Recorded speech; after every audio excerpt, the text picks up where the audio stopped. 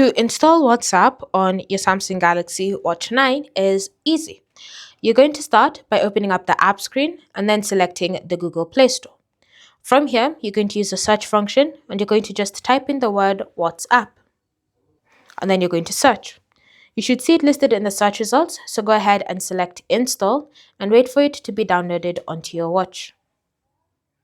Once it's been installed, you can go ahead and select open.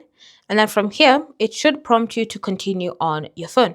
This is just you giving WhatsApp access to your watch, WhatsApp on your watch access to the one on your phone. So go ahead and just link them together. Then you should receive a code like this that should match on both devices. So select confirm on the watch and pair on your phone and wait for them to be linked together.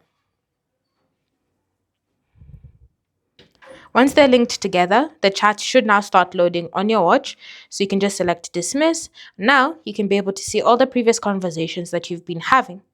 Thanks for watching. If you have any questions or comments, feel free to leave them down below and I'll see you in the next video.